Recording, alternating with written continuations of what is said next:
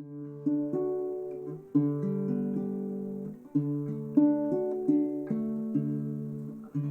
to go. Welcome everybody to the wrap. He's George. I'm Ringer. Here it is, the madness now on a Wednesday. The anticipation is there. By the time people watch this, it'll already be underway. No, yeah, it will. It started last night, and I watched Indiana, and Can I say I don't count those games? Well, nobody else does either, but they're pretty good games because those guys are scratching. Oh, this is about this. Well, but I don't have to kowtow to those son of a guns and watch that 16 versus 16 NIT crap. Maybe they should have 128 teams and be done with it. I think actually.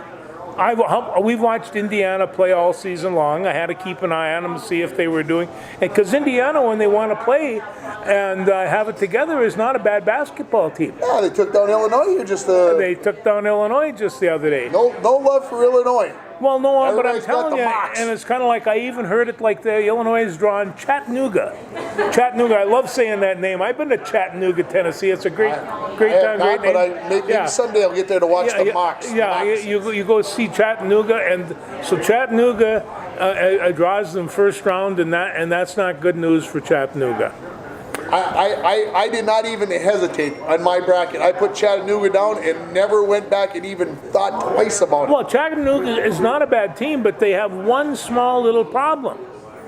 Kofi? That's the one, and they have nobody at all to take care of him in the paint. And so here's the thing that I don't get about Kofi is if he is so dominating, I don't know that people are comparing him to Patrick Ewing or whatever. If he's so dominating, why in the heck is Illinois so inconsistent? Well, because son of a gun, with a kid like that, I want it every night, and it just doesn't seem to happen. No, and besides, keep in mind, one guy is not going to do it, and they do have two, but it's nice if they have three against the good teams.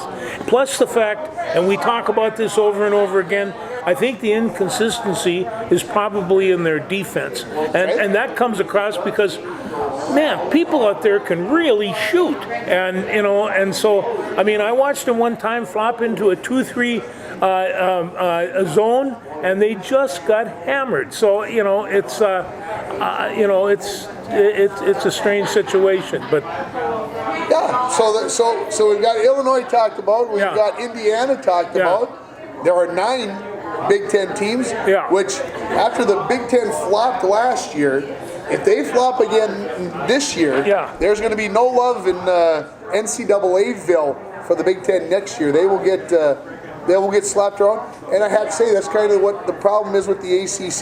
They've got all these great programs, but everybody else. I'm going to tell you right now, there are some teams that are going to do well. Wisconsin, I have making it into the Elite Eight. I do too. And I think Illinois is they're gonna do all right, and right up until the time that they run into Arizona, and have you noticed all 4 first seed teams are really good. All second seed teams are very good. There's 8 teams in there that can walk away with this championships easily, maybe 11. So I said this last week on the show that in the women's game, it used to be 1 or 2, and then it was 3 or 4. Now it's 8 or 10. Okay, how many legitimately? I mean, would you go all the way down to Illinois? That would be 16 deep, 15 deep that could win this. I mean, we're not going to see somebody lower than a 4 win this, are we? Oh no, I don't see that. But I'll tell you, there's going to be a lot of teams that are going to muss some people's hair. And I'm speaking of Murray State. I'm speaking of, Chicago Loyola, for crying out loud. They got the nun and got involved. I have to admit, I drank the Kool-Aid. I put Loyola down, Chicago down for 1 win. Yeah. I can't believe they can make another run. I even doubt that they can win that one game, but I was so pulling for them the last time. It was really good. I think that's why the pressure's there. Everybody knows about Loyola Chicago now. Yeah. Last time they made their run last year, who knew about Loyola Chicago? So. But I'm going to let Nate toss one other team out there. Okay. Memphis. Yeah. And they're going to draw a Gonzaga the second round. If they win, if they beat your Boise State. If they beat Boise State. But every time I've seen Memphis play this year, they were impressive. And that's like against Arkansas and against Oklahoma and some of the rest of those SEC teams. They had no problem running up and down the court with those guys. I heard a very interesting statistic, factoid, whatever, I think was on Sunday, but they said that Kentucky is the oldest team in the field. They are. Now, usually Kentucky is the youngest team in the field because they got 12 one-and-doneers and they're all going to the NBA. But with the new portal thing, Jobber, we all know about the portal. Yeah. You heard of the portal? You know how that portal works? Anyway, you just jump in at any time. It's a college draft system. I don't even know if it's a draft system. I don't it's either. A It's a free agency system. It's a free agency system, but and that's fine. We won't go down that hole again. But Kentucky's the oldest team. You know what that tells me? They're probably one of the strongest teams physically, and that makes a difference. And I have to admit, I was going to take Murray State over Kentucky until that fact came up. I would have loved to have taken Murray State over Kentucky. It just doesn't show it. I might do it on my second bracket. You're going to do a second bracket? Well, yeah. Just because. There are times that the second bracket is your fantasy bracket. If the world was fair, and I mean with that I'm talking about South Dakota State, for instance. After you start taking a look at the South Dakota girls, well, it's just right around the corner. You take a look at South Dakota State; they got a pretty good basketball team, and you think, geez, it'd really be nice for these guys to win a game. I do not mind seeing 13s beat whatever thing they come up with, and it's going to happen. There's going to be double-digit seeds in the Sweet 16. Definitely, I would say yes, a couple for sure. Yeah. So I did an experiment last year. I put a bracket into the big pool that I get into every year. I put it under Eli's name. And he won. No. And I picked only top seeds. So I picked all 4 ones made it all the way to the end. All the 2s made it, so it was 1 versus 2 in the Elite 8. And in the bracket that he was in, there was 190 people, and he came in like 107th. Ooh. So you just can't pick the top seeds. You got to pick the right top seeds, and you got to pick the right upsets to win in some of these pools. And last year was probably more of an aberration with a 15 and I think a 12 and a 10 making it to the 16. So obviously there's things that you've got to take into account, and I suppose we should give who our final 4 are. Well, you're going to be kind of surprised at this. I am going to pull with Gonzaga. I think Gonzaga is going to win the whole pot. Okay. But I think Purdue's going to be in the lower bracket. Okay. And I think Kansas and Arizona on the other side. Okay. So you went with 3 1s and a 3. And a 3. And I went with 3 1s and a 2, but I went with Gonzaga and then Baylor. Baylor, who I predict is going to beat Gonzaga in the semis. They're an incredible team and win it all. I've got Villanova. I can't get Villanova out of my mind. I got them beating Arizona on the other side. They're my lone number 1 not to make it, and I did pick Kansas. But that's of all of the number 1s that I'm most afraid of. Kansas is the one but I'm going to remind you. Playing good basketball, I'm going to remind you last year, UCLA, were they in the Final Four? Yeah, they were in 11. They were in 11, and that whole team is returning. And so these they're going to be all right, and so I think that there might be an upset in them, and I picked them. Michigan's an 11. Indiana's a 12. Michigan. Maybe Michigan can all of a sudden come to the top on this, but right now I don't. Michigan's not playing great. I don't have Michigan winning a game. No, I don't either. A lot of people think that they can make a run. I just think there's too much peripheral stuff, just like LSU. LSU. They lose their coach to a scandal? They could go one of 2 directions. They could play out of their minds because they're playing for what's right and say it's us against the world, or they could collapse like a cheap tent, and that's the way I think they're going to go. I think it is too. It's too bad to put a very good team in that position, and In my mind, that's the crime. I think the surprising part is we know that there's all this stuff going on, and they still let him in the tournament. They still let him in the tournament. Hello, the FBI said that the coach has got to basically go, and they got all this stuff on him, so the LSU lets him go, and then we say, hey, by the way, we're going to let the team in anyway, even though, of course, all these allegations are from a few years ago. He cleaned up his act, right?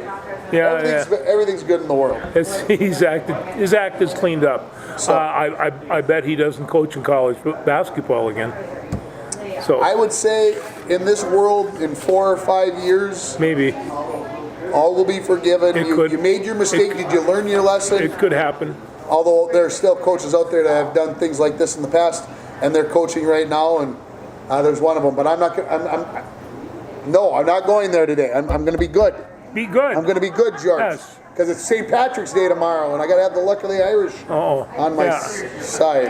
Anything else we want to talk about with the men's bracket? I'm just going to wait for it to creep up and hit you in the head, and it's. Do you want to address the Texas A&M not making the tournament at all? I was surprised when I read the story this morning. Well, I mean, I tell you what it would have cost. It would have cost another of the Big Ten teams. Yeah, absolutely. And that's and so everybody up here is just tickled.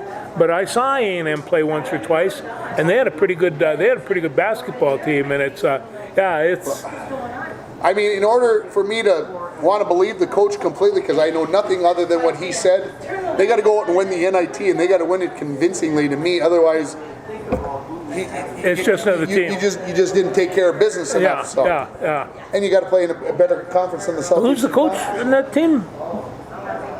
I don't remember. I didn't look. It wasn't important enough to me. No. It was one of those things like, it's Texas A&M. It's the SEC. It's not important for basketball. And I'll watch Auburn will come through and win this son of a gun after I said that, or Kentucky, or one of those SEC teams. So, hey, they also mentioned before I forget, no Pac-12 team has won in 25 years. Isn't that something? That came up. Wouldn't that be an interesting if Arizona came through, or UCLA for that matter? Just one of those numerical things, and it's. But every time it's the first round, the first 2 days, where you start seeing how your bracket went right down the toilet, and you think, how did I ever pick you? And yet, what was I thinking? What was I possibly be thinking? But today, my brackets are perfect. Absolutely. Yeah. So, the women's bracket. Let's talk a little. Let's talk about that. Connecticut's a 2. A lot of people are saying, how can they be a 2 when they didn't have a very good season? Well, we know why. But with Paige back there, they're a different club. Can Connecticut win it? Oh, yes. Yeah? Yeah, and I tell you, when you take a look at the women's division, how many good teams are there? Well, there's 6 or 8 of them really good basketball teams. A couple of years ago, there was UConn and whoever made a run,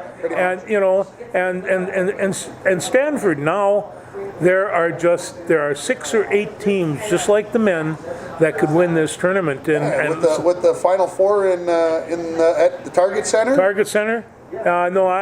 This is pretty exciting. I should find a way to get down there, shouldn't I? I'm kind of amazed that you haven't come up with it already. Well, I would have, but there's this little thing called a job that I may have to do a hockey game on the radio on Sunday, April 3rd.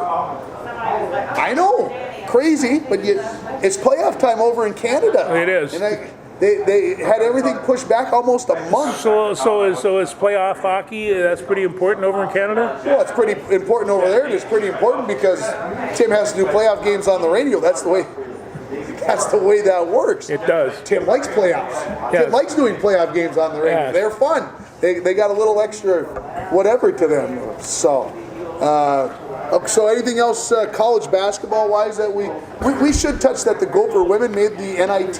They did make through. Were you as shocked as I was? Well, I kind of was, but they got a nice little bracket. I believe they go over to Green Bay and when is that? This tonight? Thursday. And so we'll see what they do over there. But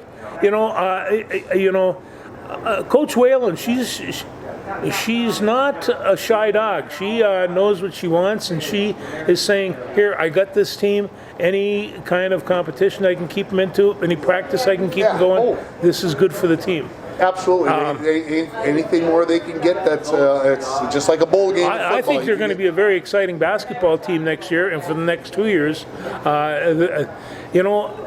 And I told you this before, Minnesota is a basketball state. The amount of talent that we're in the old days. In the old days, we used to go and get all our basketball talent from all over the place. Now they come and get basketball talent from us, and not just benchers either. These are top shelf stars that go play in the college for a year and go on to the pros. They're some of the best young basketball prospects in the country. You know what I'm looking forward to most in the tournament? Because I haven't got to. I want to see how much weight Chet Holmgren has put on for Gonzaga. Yeah. Speaking of Minnesota kids making it, I want to see how much weight he's put on, because he's been in college now. Well, he's probably been out in Spokane for 8-9 months now. Yeah. I would guess that they have been. Not that he probably wasn't pumping himself full of protein shakes and whatever else before, but I would guess they have got a very structured eating plan for this young lad. Well, before he's done with college, if he leaves this year or waits another year, he's going to be 15 or 20 pounds heavier. And for him, you watch him go up and down the court. He takes about 10 strides, and then he's there, and then he'll drill a three. This kid has all the skills. Well, they're saying he's a top 5 pick right now, is what they're saying. So I don't see him staying another year to take a chance. You got to get out there and get those Jillians. And that's why I picked Gonzaga to make it over the top this year. He is going to be hot. I wish. If they don't win it this year, Gonzaga will be labeled the biggest chokers of all time. Yeah, they will. I hate to say it, Mom. I know you're a Gonzaga fan. I know there's lots of Zag fans out there. But if they blow it this year, well done. You are chokers of the whatever. And they're going to put it over the top. Okay. Anything else college basketball before we move on to our good friend Carl Anthony? Carl Anthony, the greatest scorer in Timberwolves history. Wow. I was shocked because Monday night I went to bed early. I'm like, I got to get my sleep. I got to get my rest. And I picked up my phone about 4:30 in the morning, 4:20 when I get up. And I looked at it and I'm like, my phone was full of notifications and they're all about Carl Anthony Towns. And I'm like, oh my God, he must have died or he's done, he's hurt. And I'm like, no, he scored 60 points. Oh, he shot over 60% from three-point line. Oh, he had 17 rebounds as well. Kind of incredible. Yeah, no, and when you watch him do it, you're kind of, I was thinking I'm just going to watch this and go to bed. And in the third quarter was one of the finest offensive. Well, think about this. He had 24 at the half. Yeah. Okay, that's a game most of the time. I would guess Carl Anthony's averaging just over 24 points. Pretty close to that. And then to think he scored 32 in the third quarter alone. He had 56 at the end of the third quarter. And then he didn't score his 60th point until there was under 2 minutes left because they yanked him out of the game, and probably rightfully so. And 60, and then Kyrie Irving goes for 60 last night himself. He had 41 at halftime. I mean, of course, Kyrie's only played about 8 games, so he's got all kinds of energy. Well, it's kind of this shooting record type thing gets contagious. When Will Chamberlain got his 100-point, every kid in the neighborhood saw himself as making 100. We knew it was impossible. We knew how hard it was. We know only that Chamberlain could do it, but. Think that Kobe went for 81 and they basically gave him the ball every time down the floor that last regular season game. The whole thing. They wanted to see what he could do, and he got 81. And that's still 19 shy. And that was with a three-point line, which Wilt didn't have. He didn't need it. No, Wilt didn't need the three-point line. That's for sure. So, the Wolves. Can you hang on now? Grab hold of something, folks. I'm going to say something. The Wolves are 10 games above 500. Ooh. Wow. You have never seen that before. That's it's been since I think since Garnett and was it? Well, they made that one year. Yeah, that the they made one year playoffs? with who's the guy who lost his mind? Oh my God, Latrell Sprewell. Yeah. Yeah, I think that was 04, 05 or 05, 06 that they did that. So I got to believe it's been 15 years since they've been, maybe more, since they were 10 games above 500. On top of that, basically they're healthy right now. Jeez, you know, don't. Well, they've been having problems all year. They've been shooting the three well. That's probably the biggest Yes. thing. Obviously, any team that's making threes is going to be tough to beat. But I'd like to say that their defense is pretty good, but they gave up 139 the other night to San Antonio. They did. But when you score 149, it's okay, right? Yeah, right now everything seems to be kind of going in the right direction. What do you say? You're weak defensively? Yeah, but we score 150 points a game. Yeah, and obviously there's games like that. Yeah. I think, but the scary part is they're 10 games above 500, and they're still a game and a half out of having to play in the play-in game. Yeah. Which I looked at the Western Conference standings, and I don't know if they can catch Denver, Dallas, or one of the other teams there. They're going to have to play some great basketball this final month to actually not have to play that play-in game and try to avoid. Well, now I shouldn't. I was going to say Golden State, but Memphis is up there tied with Golden State for second place in the Western Conference, and I'll take that. I'll actually take that one. I know Ja Morant is good, but I think the Wolves match up pretty good against them. I don't like Just Golden to throw State. this just back a little bit, there was a guy that talked about this year's Murray State team, and he says that They've got a Ja Morant. they have a better team than when Jean Morant was playing. Okay. And they, of course, had Jean Morant, and I remember him playing. He was real good. Still is. It still is. Still is. So, yeah, I as far as the NBA goes, I think, well, it's just like any night somebody can go off, any team can go off, that's for sure. But it's going to be fun watching the Wolves. Hey, in a few weeks, the NCAA basketball is going to be over, and all of a sudden, everybody's interest will peak towards the NBA, and the NBA is doing some good things. I'm planning on spending some time watching the games and getting more familiar with the teams because there's some good bucket ballers out there. Good. Yeah, girls' state basketball tournament started today, Yes. and Grand Rapids lost this afternoon by about 19, which wasn't a surprise. They were up against the number 2 seed. They were unseeded, so no shock there. Pequot Lakes plays tonight. Mount Iron Buell's the number 1 overall seed. They play tomorrow morning, Thursday morning.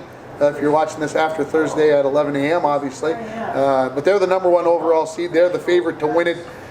This is the 11th time in the last 12 years they've made it to the state tournament. What a program those boys put together down there on both sides of the ball. Now, if I remember right, they haven't won one yet. Well, MIB has not won a title yet. I'm pretty sure they've come in second a couple of times and a whole bunch of thirds, but they've yet to win it all. And obviously, I think they got as good a chance as any because they can fill it up. They got a Zubich girl who can that can score, and just a 10th grader. So hopefully, as much as us folk up here in northern Minnesota don't like MIB because they seem to always win. Oh, I don't mind them. I would love to see them bring the title north because and here's maybe the scariest part of this whole thing. Becker was the number 1 seed in 3A today. They only won by 5 points, and MIB plays Minneota. Now, if you watch girls sports, Minneota is in the state volleyball and state girls basketball tournament. It seems like every year. I mean, it's them. So if there's one thing that scares me, that, geez, did the state high school league possibly rig this a little bit? And they put Minneota against MIB? Who knows? I shouldn't speculate like that, but it's fun to every once in a while. It is. I was going to be nice, remember? Be nice. Be nice. Be nice.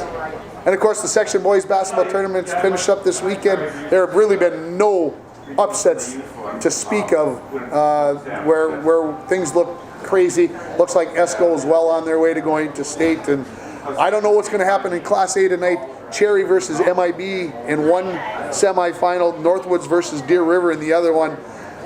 I mean, I'm going to be honest with you, George. I love you, man. But if it wasn't for my son-in-law's birthday party tonight, I'd be in Duluth watching basketball, gorging the eyes with 2 basketball games that I'm I hope my family No, just be honest with Be with your nice. son. Yeah, be honest. I hope my family appreciates that I put them ahead of my basketball wants or needs or desires or whatever I don't know what this is. I did that once, and my kid questioned my sanity. So it's, what are you going to do? I haven't seen my kids in like months. So Yeah, they'll recognize you. I need to take care of that. They'll recognize you. So, are we done with basketball? We are. I was just going through my notes here. I wanted to remind you, South Dakota plays Ole Miss at 12:30 on Friday. That's in the women's basketball. That's in the women's basketball. He's on this South Dakota kick, folks. I am. If they're still in the tournament next weekend, this Sioux Falls, South Dakota T-shirt that he's wearing today, which I giggle at, it'll be a red Coyote shirt, I would guess, by next week. He'll have it FedExed here overnight so that he can have his... Probably gets sent to me. But I before you leave, you got to talk a little bit of hockey in terms of... we got to talk hockey. Yeah, okay, but let me see here. I'm going to uncover that microphone. Okay. Listen, first off, there was a little story. The Vikings have 26 assistant coaches, and they said Bud Grant had 6 of them, and one guy's sole responsibility was making sure that Dave Osborne's pop machine was full. And so, and the rest of them, he did it with 5 coaches, and so they were bringing this up. And of course, Lucy's the one that's saying, he says, what the hell do you do with 26 coaches? How do you remember who they are? And it just, but I just thought that you might want to. I did not know that they had 26 coaches. Yeah. Obviously, when you talk about 26 coaches, I assume that is involving the video personnel and everybody else that is involved with scouting and all that other stuff. I don't know. To me, I mean, 26 coaches means that you've got 1 for every 2 players. That's good. You know what struck me? I don't know if you listened to the radio this morning, to my sports this morning. Yeah. But Kirk Cousins, I had a cut from Kirk Cousins on there, and he talked about the fact that Kevin O'Connell has talked to him about his footwork and how he wants him to change his footwork for what he's doing when he's playing the games. And I played it on purpose because I wanted to hopefully start a conversation with somebody, because I'm like, what could possibly Kevin O'Connell know about footwork that the former offensive coordinator or the former quarterback coach or a former whatever for the previous regime didn't know? I mean, coaches steal from each other. If you don't know that, if you've never been a coach, coaches steal from one another. It's tough. So, I mean, sometimes it's hard to implement those kinds of things, but I thought it was very interesting, just a technical thing with footwork. And of course, I think, folks, you know how I feel about Kirk Cousins. I've been a fan. I still am a fan. And I think he's going to be even better when he's got an offensive coach to help him design an offense rather than trying to put a square peg into a circular hole. We're going to find an offense that Kirk Cousins is good at, and I got high hopes, true, baby. Right? But I mean, here's some serious fact to go with your hope.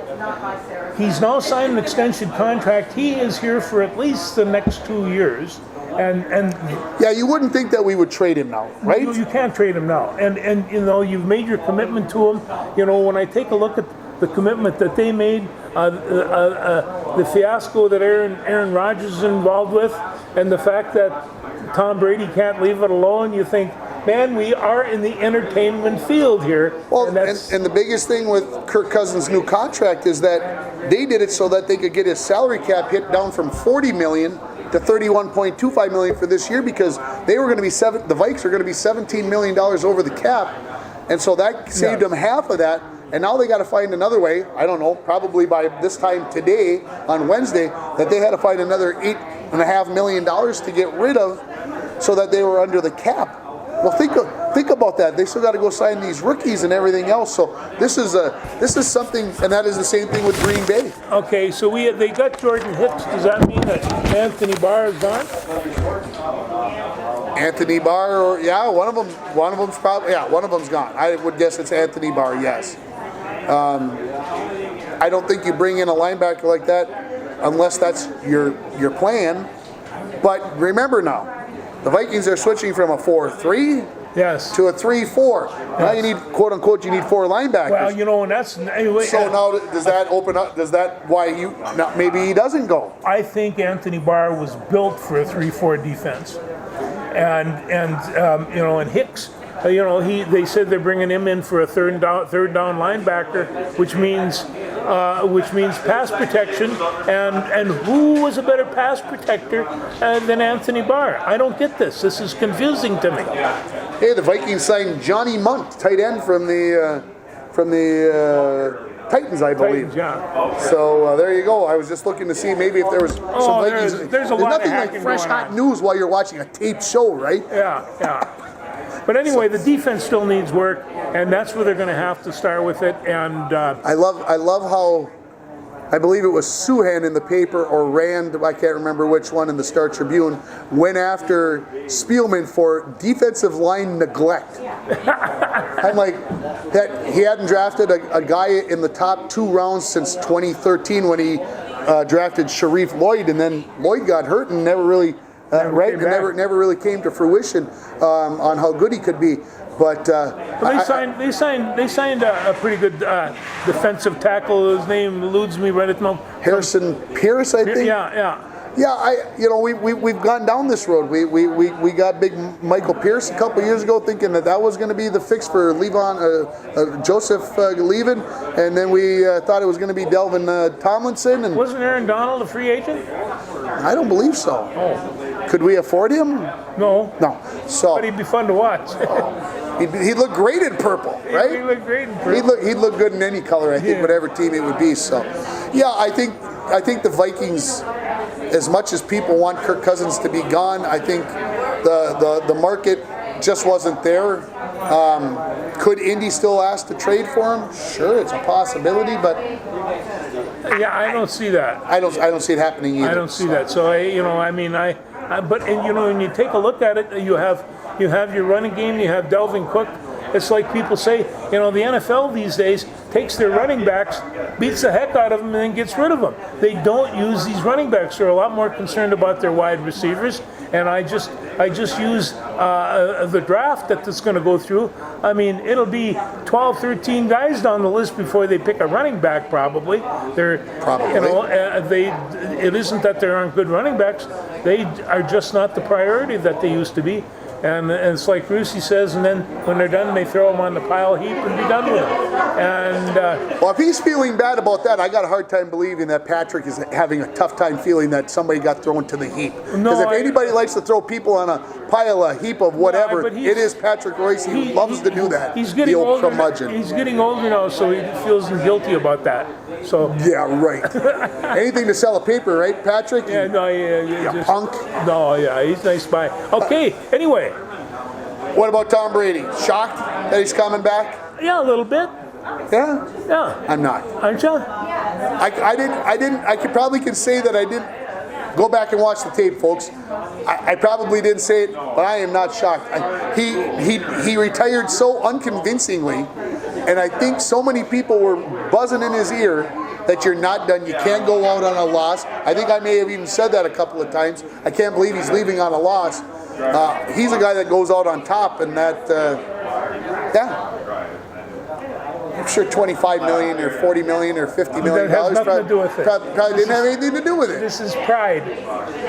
But he's 45 years old. He's never been really seriously hurt, and so that is a big thing. Did he not get a big enough offer to do TV? Apparently not. See, that's to me is the thing. Did he only get offered like $15 million? Romo's making $17 million, so he's like flipping on the bird, like, nah, you guys ain't gonna give me the big bucks. Speaking of TV and football announcers, Troy Aikman and Joe Buck are now the announcing team for Monday Night Football. The only saving grace to this is I don't have to listen to him every Sunday. Because that's usually when I watch pro football. I usually don't watch Monday Night Football. And now but you know what this also means? Joe Buck's not on the baseball playoffs.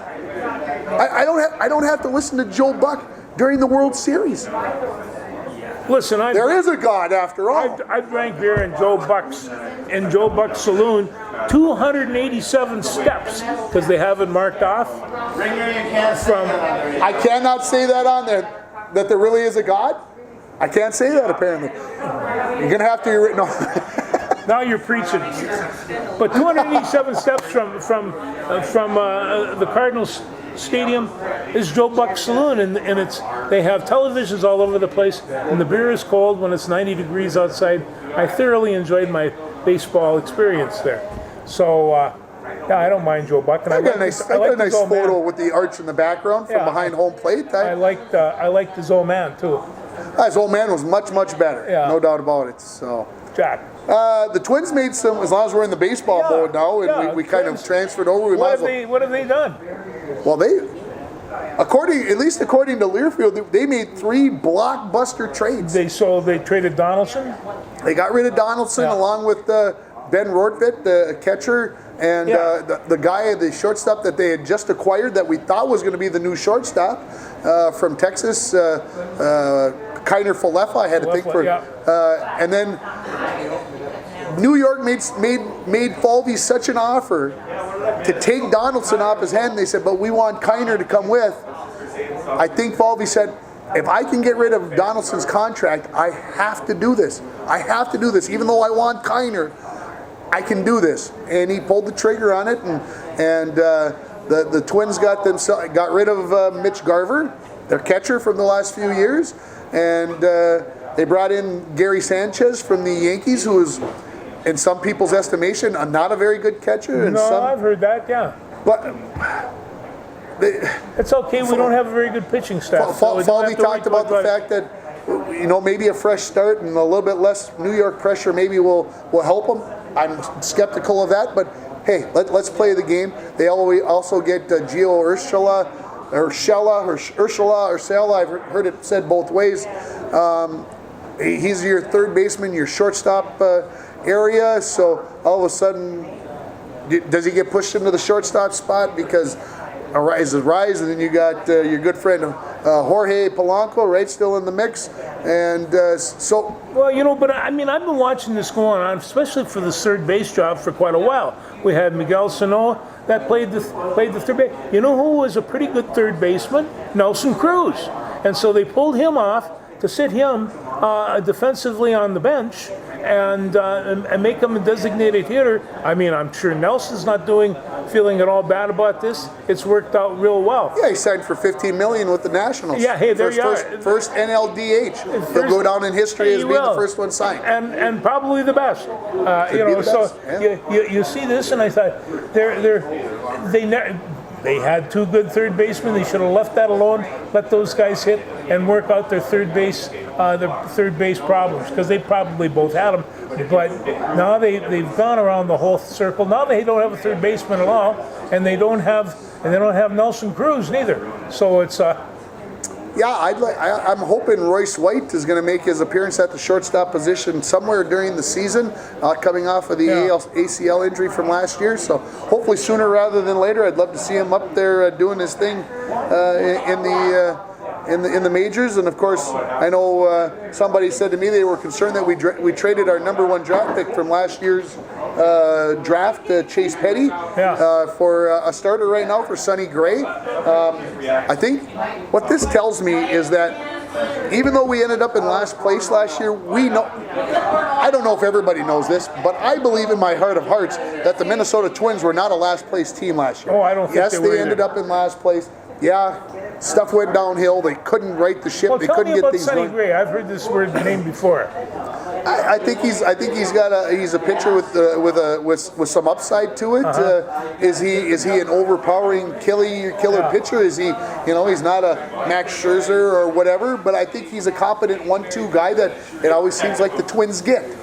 And I think the Twins are going to lean on him to be the horse, and we'll see where Joe Ryan comes from the trade for Nelson Cruz, and see where he lines up. And well, I mean, I don't know how many pitchers they ran through their staff last year, but it was a ton of them. A ton of pitchers. And and it's kind of like get your pitching situation take off of. I mean, I don't know how you go about doing that. I would suggest you start with the starters, and so you want to have. And of course, one of the gripes was that the bullpen that they thought that they had set that had done pretty well in 2020 did not do so well in 2021. So. You got to put all the pieces together, and I know I was talking with somebody earlier today about Byron Buxton, and he's going to play 136 games this year. There's my predicted number. You got it on tape. You got an audio of it.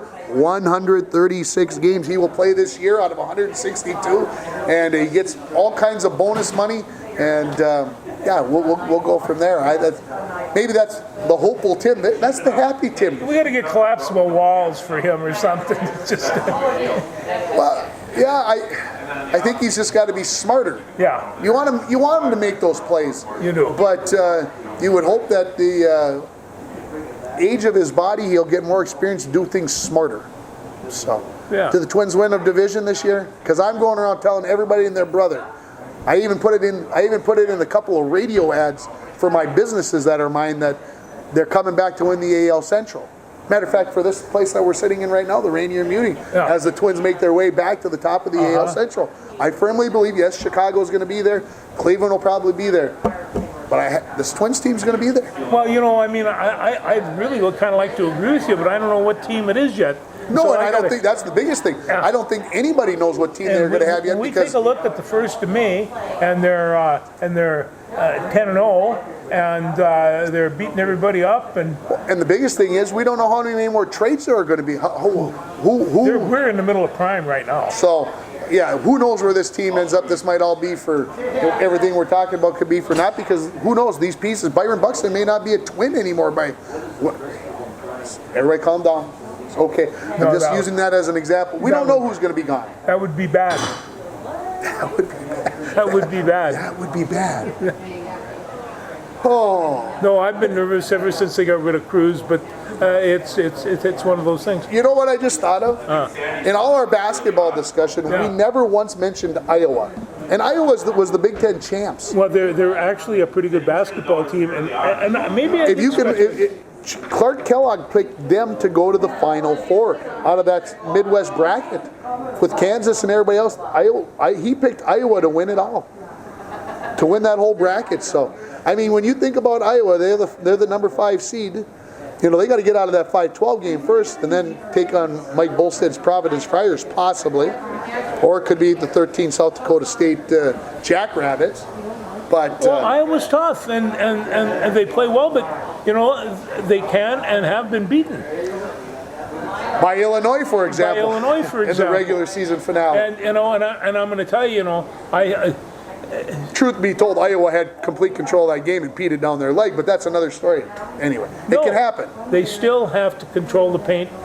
With Kofi is a difficult deal, and the same way with Purdue. I don't know how. You got Lurch in the middle. I mean, he's 7'6", and he plays pretty well. That's a tough job. All right, it's time to move on to hockey. I'm looking up at the clock. Nico Strom. Tyson Jost. For Bill Guerin to pull the trigger on this, Sturm had played pretty doggone well this year on that fourth line. And I think that Guerin believes that he has as well, but why Colorado had lost favor on Jost, and I think Guerin said, I got a guy here who I think hasn't reaching his potential and can really help us out coming down the stretch, and I think it might be the only move that Guerin makes. I really do. I don't think he's going to mess with this team too much unless the right situation comes along. Is there concern about the goaltending? Absolutely. Are they going to trade for a goaltender? Heck no. It's not going to happen. They're going to run with this team. And I think the trade deadline is Monday or Tuesday. I think 21st or 22nd. So nothing would surprise me, but I would be shocked if there were anything major going on with this team right now. So I was kind of surprised because Strom, he did kind of hold that whole second and third team together. Yeah, I think they think Jost can do that as well, except with a little more scoring punch, maybe. Okay, yeah, maybe that's it. And so I don't know. I have a lot of trust in Bill Guerin. Yeah, He's been down that road before. He was with the Penguins when they won. He knows the things that it takes, and so in Bill we trust. Yeah, but and then you got to take a look. I mean, the Avalanche. On the other hand, Avalanche, they've been getting hurt. You know, it was interesting that we traded with the team that's at the top of the division. I thought that was interesting. Yeah. But nobody seemed to make a big stink about it. So caught my eye.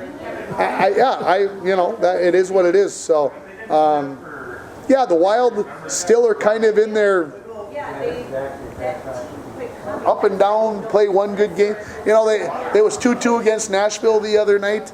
Looked like they were going to be right there. Take a penalty, score on the power play, and it was over. I mean, it just like they took the air out of the building and out of the sails of the players, and it was over. And Guerin said something about that on the clip I played on the radio this morning. They just aren't competing for 60 full minutes. They're competing for 20, for 30, but they're not competing for 60. Hockey's one of those strange sports. You have to go every shift hard every game. That's the way that game is played. If you're not going hard every shift, you're not playing the game well, and that's. They're in the midst of a homestand. Let's hope that they can make some hay here. They get Boston tonight. They get Chicago on Saturday. They get Vegas on Monday. So let's hope that they can get some points going. Speaking of hockey, the Gophers play Michigan on Saturday for the Big Ten Championship. Yeah. Is that cricket? I think I hear crickets in the background, George. Well, you have to. All right. The Gophers are playing for a Big Ten championship. That's like playing for the championship in the B League, isn't it? The Bantam Bees. Oh, you Gopher fans, it's okay. It's okay. Yeah. I love the Gophers, except for Gopher hockey, because you're competing against my dogs. No, they do, but you know, there's this story that Larry Ross used to tell. They were playing Michigan, and at Michigan, and they didn't have masks, you know, and so he got cut, and so they had to stitch him up between periods, and they put some stuff, put it on to clean him up in the eye, and it got in his eyes, and he had blurry eyes to the next period. So Pops would always say, you got to watch out for Michigan. They cheat. And so every time Minnesota plays Michigan in hockey, I think of Larry Ross up there sitting down there thinking, watch, don't let them do you any stitches, you know. But Michigan's got 7 first-round draft picks. That makes them pretty good. They do. It ought to be a heck of a hockey game Saturday night for the Big Ten Championship, no doubt about it. Bemidji State plays Mankato State for the CCHA. That should be a good one, too. Well, Bemidji State has to win that one or their season is over. So that's going on with there. And then, of course, in the NCHC, they got their semis this week. Number 5 UMD taking on number 1 Denver. I think UMD maybe lucked out. They had to go to St. Cloud State, and they got their backup goaltender. So they kind of took advantage of that and won in overtime on night 2, which was nice to see. And then, of course, Western Michigan and North Dakota are the 2-3 game. And I'm happy to say that we have tickets for both of those games on Friday night. Nita and Eli and I are going. That's at the XL Energy Center. XL, okay. And then we've got Wild tickets on Saturday. You go down and see my friend Mr. Montgomery. He'll be playing that game. That's right. Yeah. So we got free tickets for the radio station being a Wild affiliate. We get to go sit in the suites and eat and drink for free and get treated nice and get a chance to win a few prizes. So I'm looking forward to it. I heard it's a very nice trip from a few people, so I'm kind of looking forward to it. That's all right. You got to come and you deserve this. You worked hard for this. Sometimes you got to do what you got to go do. So anyway, college hockey coming to an end, and of course the UMD women.